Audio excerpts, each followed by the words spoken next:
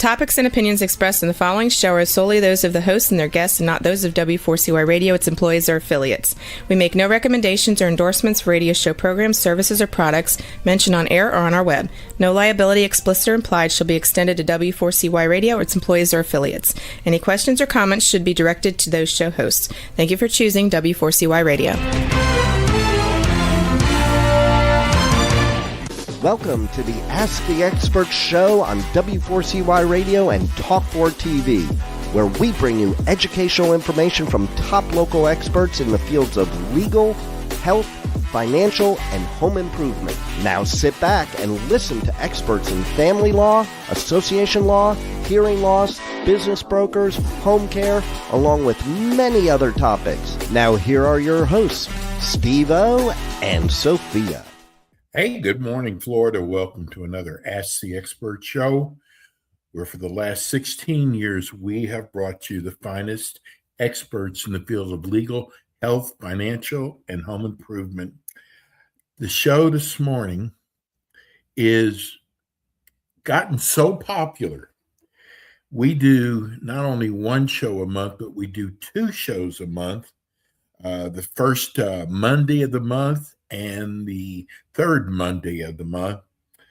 This show, I got to tell people, we do about 25 shows a month. It's a lot of shows.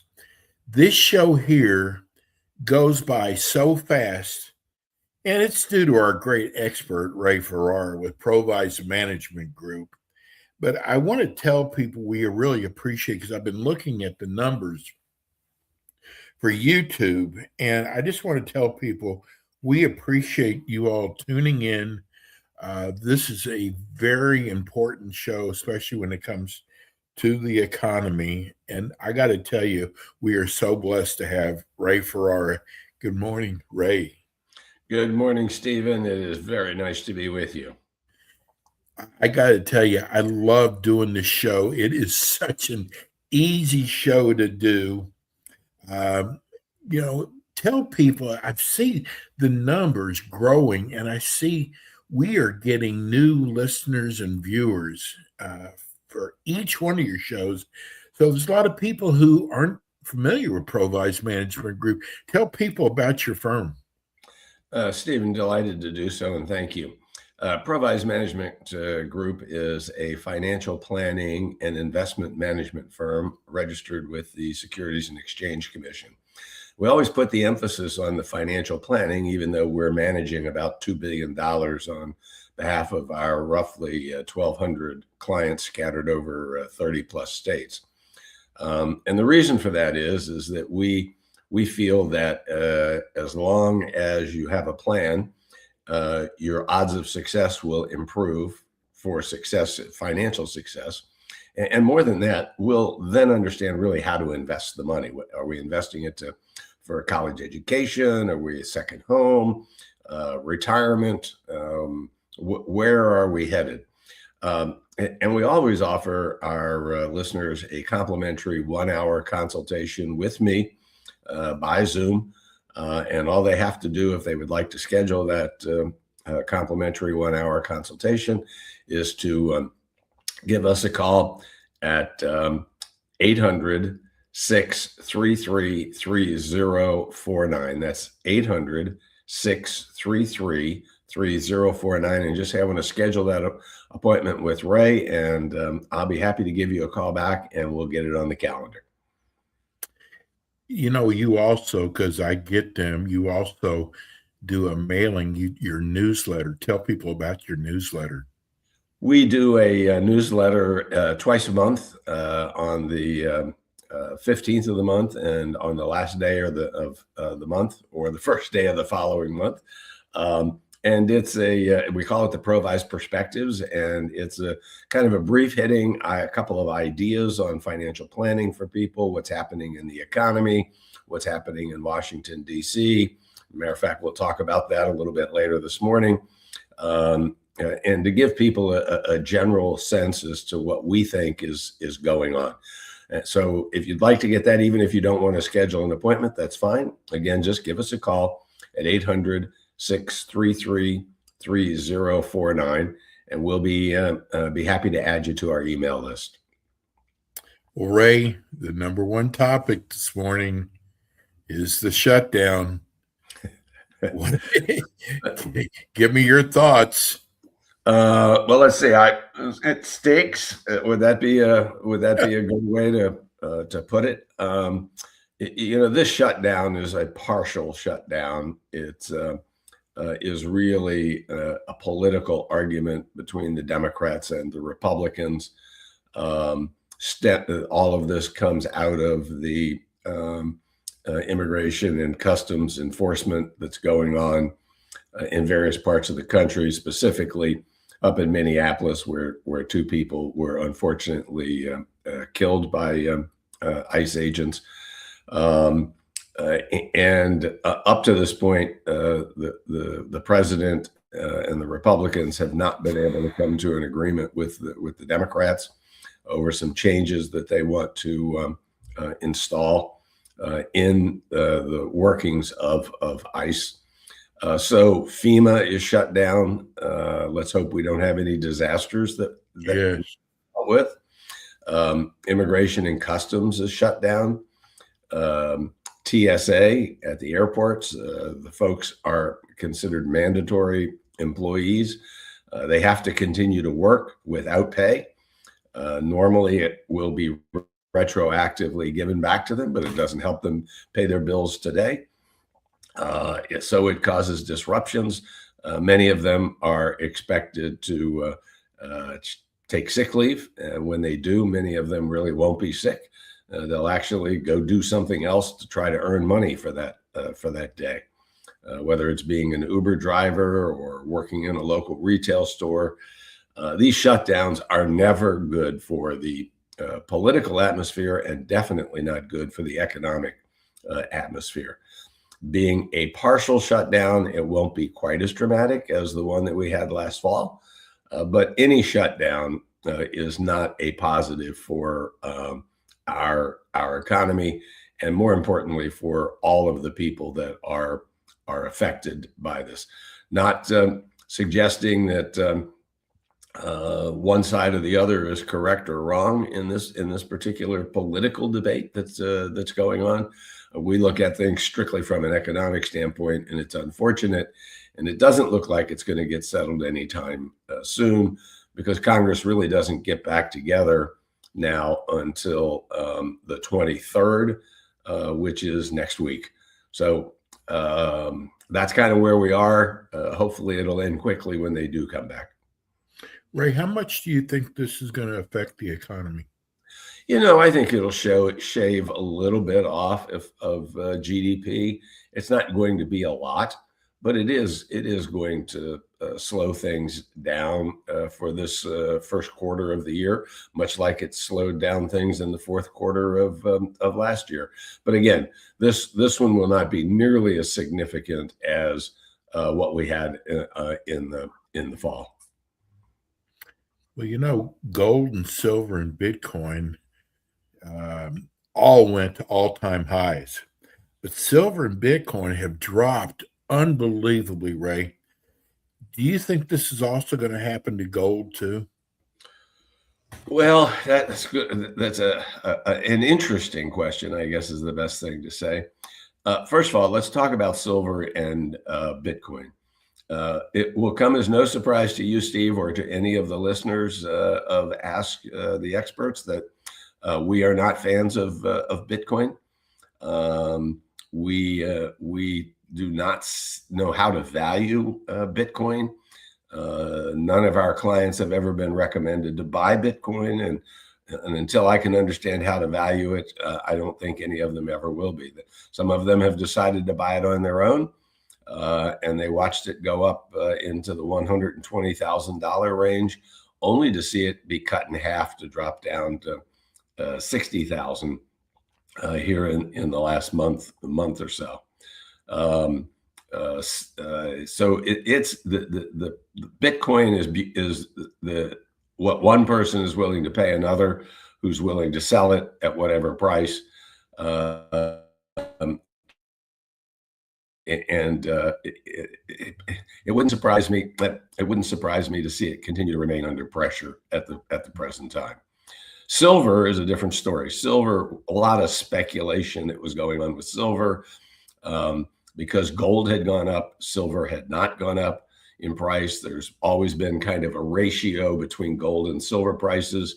Silver got a little behind, and then the mania came in, and people started borrowing money to go buy silver, and buying on leverage it is generally not a good idea, because if you are buying and the price goes down, you're going to be forced to sell it. And that's what happened.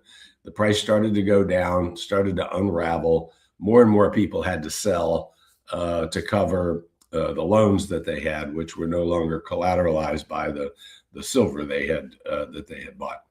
And that's why it collapsed. Gold has climbed over $5,000. At one point touched $5,500. And I'm reminded of gold going back to the 1970s. I mean, most people don't realize, Steve, that up until the time that President Richard Nixon took us off of the gold standard, gold sold for $35 an ounce, not a penny more, not a penny less. It was a fixed price. But when he took us off of the gold standard, then the price of gold was able to float in the marketplace. And it's always been looked at throughout history, many histories, as a storehouse of value, the one stable thing, if you will, that could be passed on from one person to another. And in the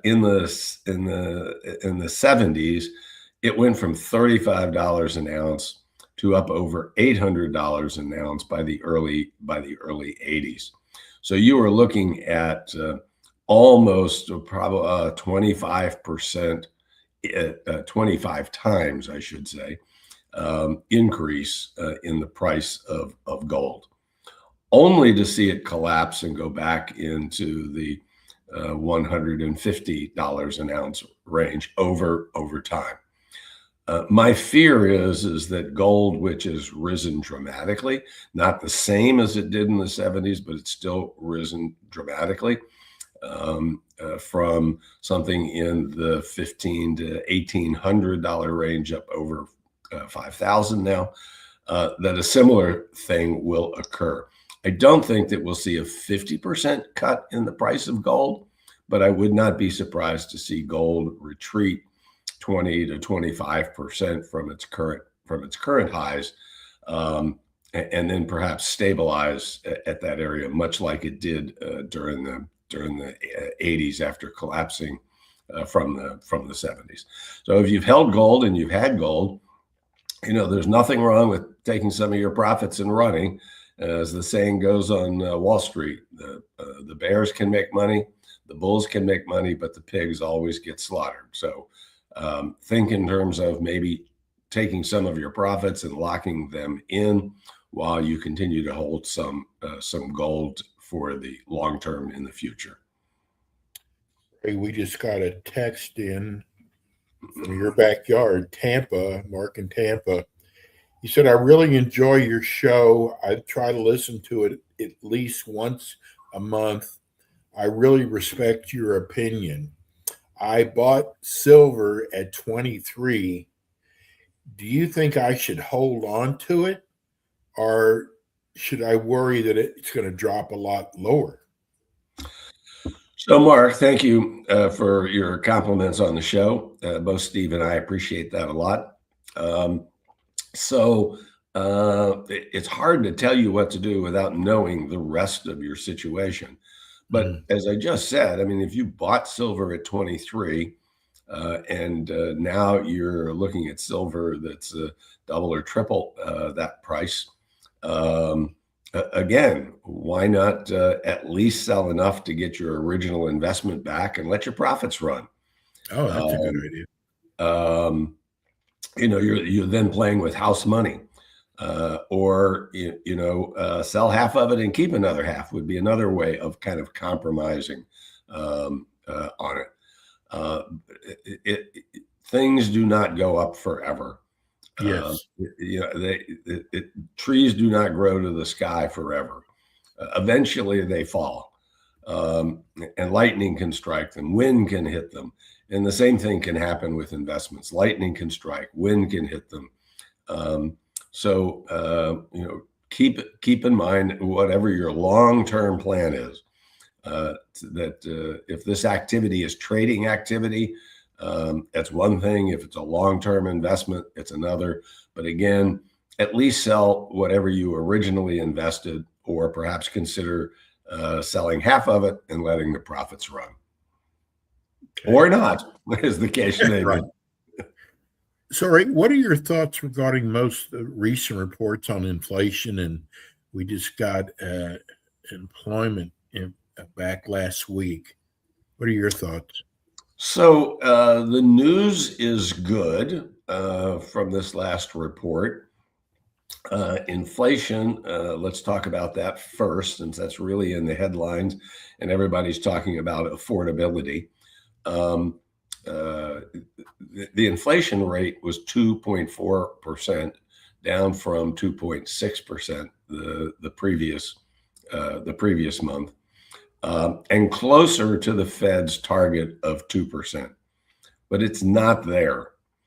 And as we projected at the beginning of the year, and we still believe that this will be the case, that inflation will continue to moderate throughout this year, but we don't see it getting back into the 2% range to make the Fed happy.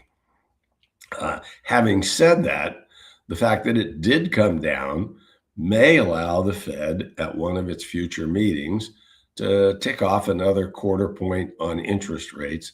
And if they do that, we would think that that would likely happen at the May meeting, which would be Powell's last meeting. Yes. But we still have a lot of data to see. March, February and March's will be after that meeting. We've got other reports coming, employment a more frequent basis. And the unemployment surprised people that it also ticked down a little bit. But keep in mind and do some further analyzation that unemployment is defined as the number of people who are active, who would like to find a job but can't find it. And so if somebody quits looking, they drop out of the numbers.